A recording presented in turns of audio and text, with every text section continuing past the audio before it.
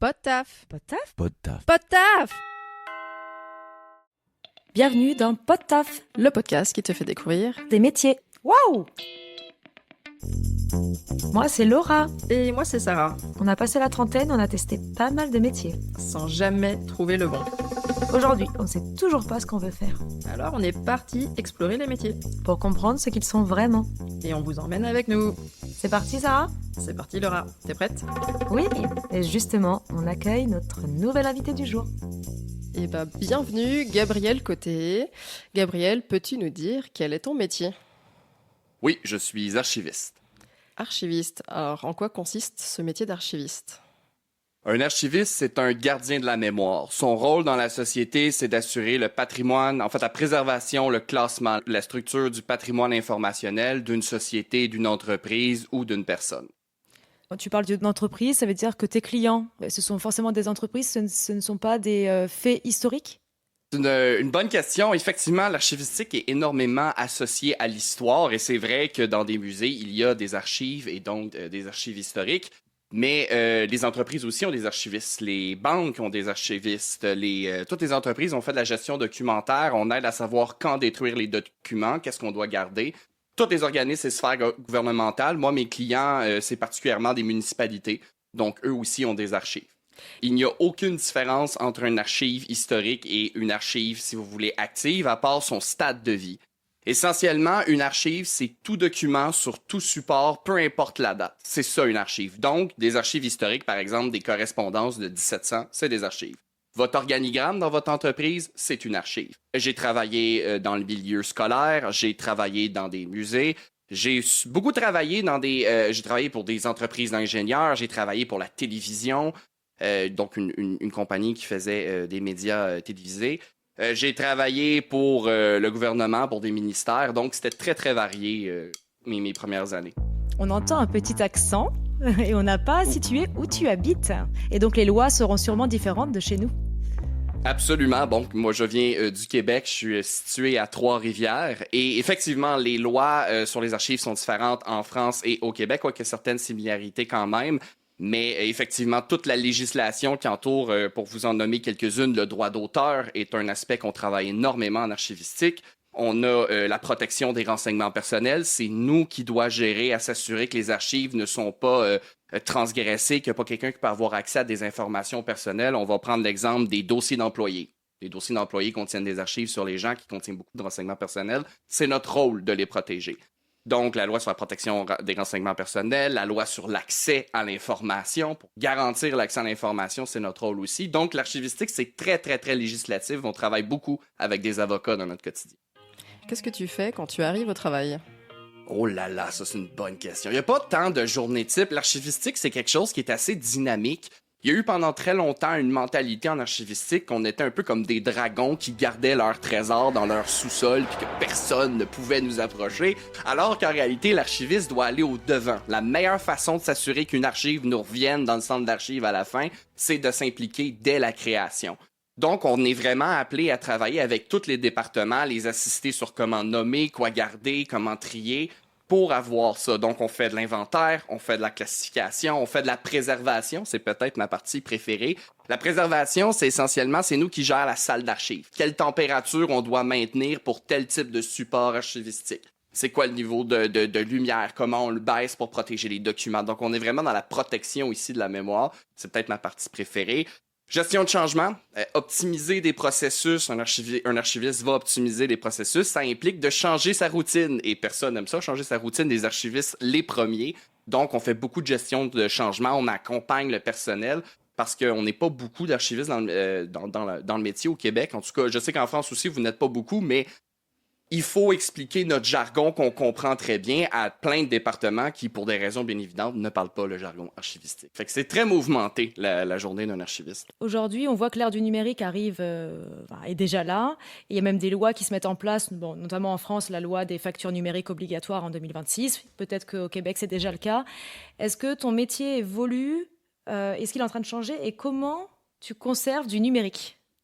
Absolument. Les archives, c'est pas juste le papier, c'est effectivement le numérique. On s'adapte. Je vous dirais que ça va de plus en plus vite, mais n'oubliez jamais qu'un archiviste, C'est depuis le Moyen Âge qu'on a passé du parchemin, du manuscrit, puis que là, on a monté jusqu'à aujourd'hui. Ensuite, on a eu le papier, toujours au Moyen Âge, et par la suite, on a eu les CD, les disquettes, les cassettes audio, les pellicules 8 mm. Fait que l'information, les supports d'information ont toujours évolué dans le temps, c'est juste que ça se fait de plus en plus rapidement.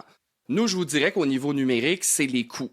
Parce que le grand avantage du numérique, c'est que le papier, pour l'entreposer, ça prend des locales spécialisés avec des planchers renforcés. Le papier, c'est extrêmement lourd et le matériel qui soutient ça, c'est très rough, très difficile, excusez-moi l'anglicisme, sur les planchers. Mais le numérique, l'avantage, c'est qu'on n'a pas besoin nécessairement d'avoir de grandes salles. On peut avoir des salles de serveurs, mais malheureusement, les serveurs demandent énormément d'électricité. Ça coûte excessivement cher, donc en ce moment, on a ces enjeux-là à jongler. Mais oui, il faut faire de la gestion, si vous voulez, on va appeler ça de documents physiques et de documents numériques. Mais le numérique nous a amené un aspect en archivistique qui est phénoménal, c'est la numérisation. Moi, en tant qu'archiviste, j'ai étudié pour devenir médiéviste. J'avais de très bonnes idées de carrière au Québec. Et ma possibilité d'accéder à des manuscrits médiévaux en ligne à travers la numérisation, ça me permet justement d'accéder à des manuscrits français, par exemple. Donc, la numérisation permet de protéger les documents et de les rendre accessibles. Et ton métier, il a énormément évolué, parce que si on imagine archiviste, il y a même 1 siècle ou 2 siècles, peut-être les documents, ils étaient dans une salle fermée avec un verrou.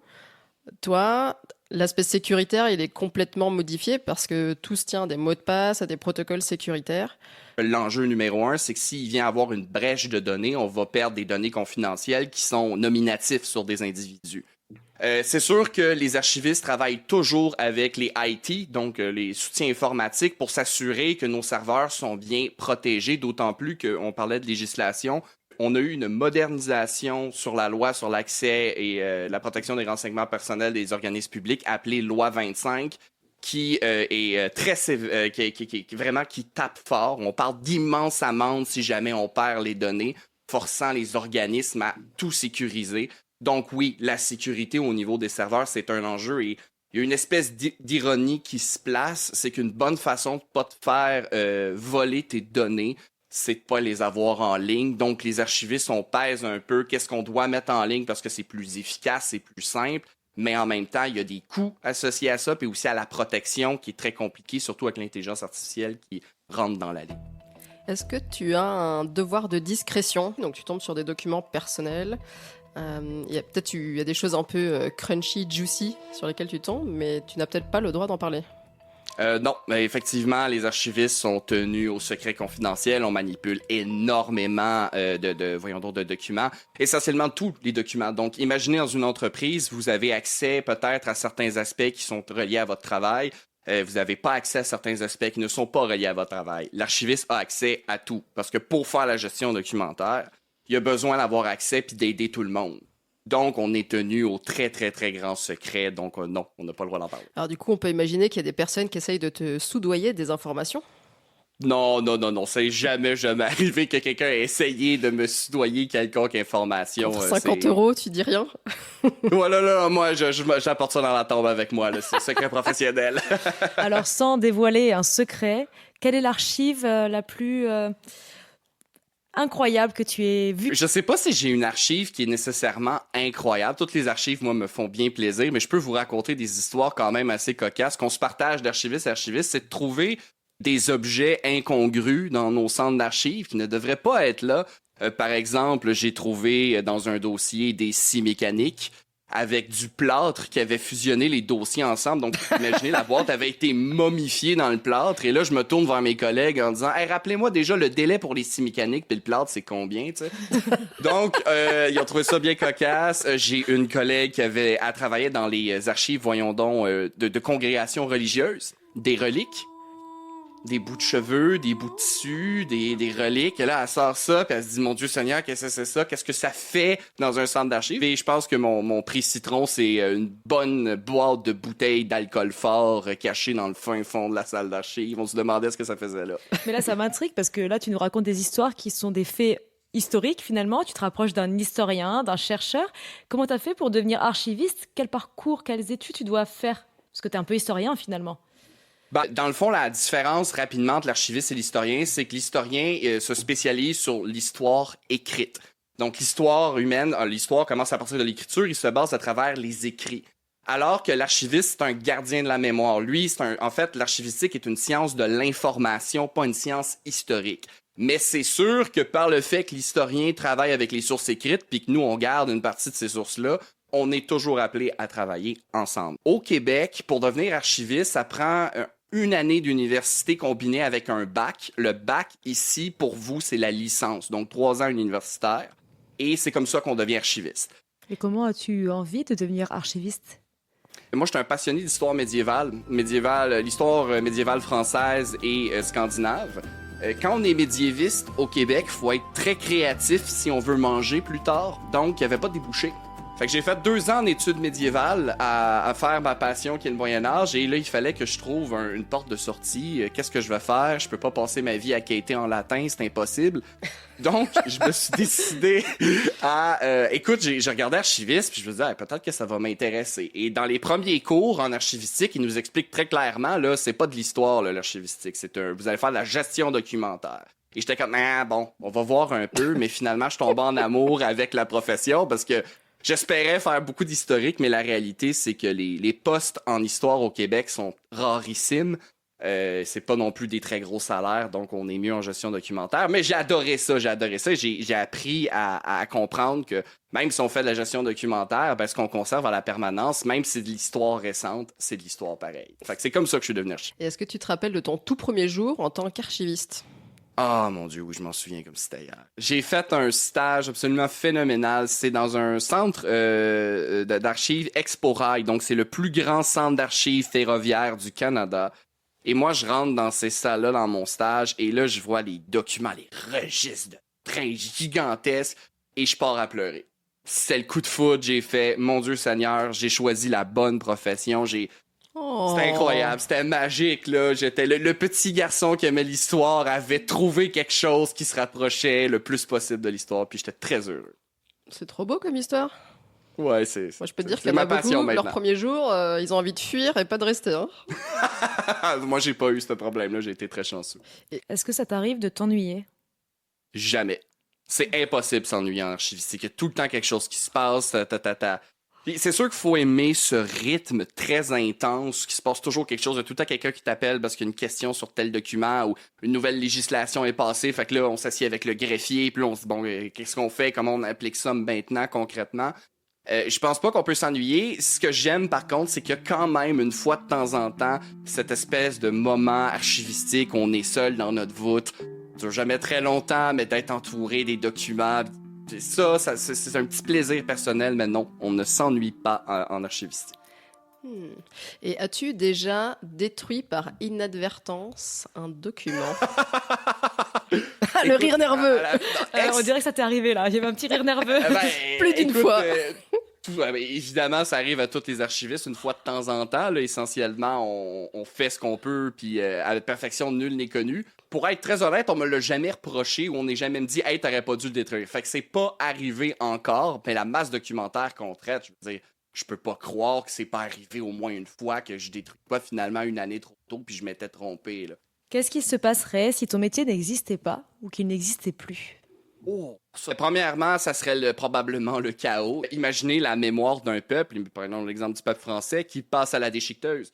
On garde rien, fait qu'on jette tout, donc là on perd tout, toute votre histoire, toutes les embûches de votre peuple vous avez traversé, ben non, ça finit à la destruction. Nos auditeurs qui sont en train de pleurer derrière là. Ouais, c'est ça, mais c'est ça, ça serait ça un monde sans archivistes. Évidemment, il y a plusieurs enjeux. Par exemple, un des enjeux les plus dangereux dans un centre d'archives, c'est la moisissure.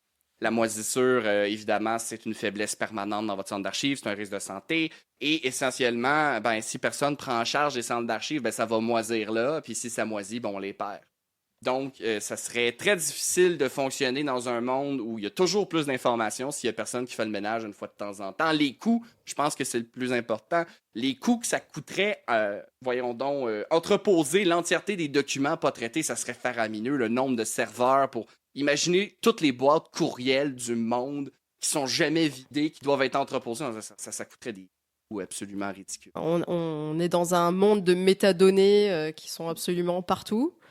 Et Oui. il faut les classer, il faut les ranger, il faut les nettoyer. C'est ouf, en fait. Oui, puis en fait, t'amènes un autre point, les protéger aussi. Imaginez s'il y avait personne qui s'assurait la protection des données qui sont sur des serveurs, par exemple, gouvernementaux, et là, des ravisseurs peuvent tout simplement rentrer là-dedans comme on rentre dans un moulin, prendre vos données, vous s'ouvrir des lignes de crédit à votre nom, et c'est un risque là, réel. Donc oui, ça serait un monde assez chaotique. Tu disais que tu voulais faire de l'histoire médiévale. J'imagine que tu n'as pas laissé ça de côté. Est-ce que tu as une passion à côté qui continue? Oui, j'ai un podcast qui est dédié à l'histoire médiévale, Ad Medievum Aeternum. C'est un podcast passion là, que je fais dans mes temps libres, qui se spécialise sur l'histoire médiévale, particulièrement sur la place de la femme à la guerre au Moyen-Âge. Donc, c'est vraiment le sujet qui m'intéresse beaucoup. Et c'est comme ça, j'ai ce podcast-là qui roule depuis maintenant bientôt 5 ans. Puis c'est très, très agréable de pouvoir parler avec des passionnés à travers le monde. Est-ce que tu peux nous parler d'anecdotes dans ton parcours d'archiviste qui t'ont touché? Je travaille pour une OBNL où on fait de la restauration de films 8 mm. Et les films 8 mm, eux, se spécialisent sur des films de famille. C'était des gens qui filmaient leurs vacances et des souvenirs, des mariages, on déballait les cadeaux à Noël. Et les gens viennent nous voir avec ce support-là. Donc, on va redonner vie on va leur donner une copie numérique pour qu'ils puissent regarder leurs souvenirs qu'ils ne pouvaient pas utiliser à la maison. Et t'as jamais, par accident, dû numériser un petit film coquin Vous voulez rire? Absolument. Ah! Absolument. Et là, c'est quand parce que, en fait, quand on place la pellicule, souvent, c'est pas écrit ce qu'il y a dessus. Donc, on part la pellicule et là, il y a eu des films plus osés, disons-le, qui étaient tournés sur ces films-là. Et là, on se regarde les messieurs, puis on est comme, ouais, c'est pas un film de famille, ça. Bon, mais c'est sûr que j'en parlais avec une collègue, puis elle explique que des fois, ils se filment, puis ils sont dans des plages nudistes, puis là, on est comme, bon, ça arrive, tu sais, ça arrive. T'es comme, bon, ça, évidemment, on le diffusera pas, parce que, c'est anatomique. Ben oui, ça arrive. Ok. Comment est-ce que toi, tu archives dans ta vie personnelle? C'est cordonnier mal chaussé, archiviste mal classé. Oui. Mais le running gag dans notre profession, c'est que puisqu'on passe nos vies à classer, quand j'arrive chez nous, l'envie de classer me tente vraiment plus. Mais ça serait vous mentir de vous dire que quand je reviens ici la fin de semaine et que je me dis, bon, c'est la fin de semaine, c'est le temps de faire exactement ce que j'ai fait toute la semaine. Malheureusement, ça me tente plus. Je comprends. Donc, les épices dans ta cuisine ne sont pas classées par ordre alphabétique. Oh mon Dieu, non, c'est la cacophonie, le chaos total. Non. Les épices ne sont pas cordées en ordre alphabétique, je vous le garantis. Je les cherche à chaque fois en plus. Quel conseil tu donnerais à un jeune qui écoute et qui se dirait, c'est pas mal son métier, là? Ah, lance-toi. C'est le plus beau métier du monde. Celui d'être un gardien de la mémoire, c'est une chance inouïe. Tu vas avoir de l'ouvrage. Regardez juste la montée, justement, du numérique, l'intelligence artificielle. On crée toujours plus d'informations. Moi, je vous encourage à fond à le faire. C'est un métier avec beaucoup d'avenir. Mais en fait, c'est du recrutement que j'essaie de faire présentement parce qu'on n'est pas assez pour la quantité d'informations qui est créée. Donc, si vous êtes à la maison et vous dites « Hey, ça me tente », faites-les. On a besoin de vous. Vous êtes recrutés. Est-ce que tu fais ce métier pour la gloire, la fortune ou la passion? Allez, soyons honnêtes. La gloire, non, c'est pas vrai.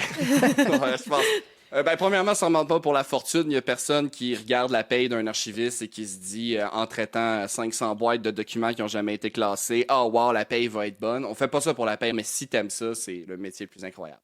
Quelle est l'expression québécoise favorite des archivistes? J'aime bien la boue dans le toupette.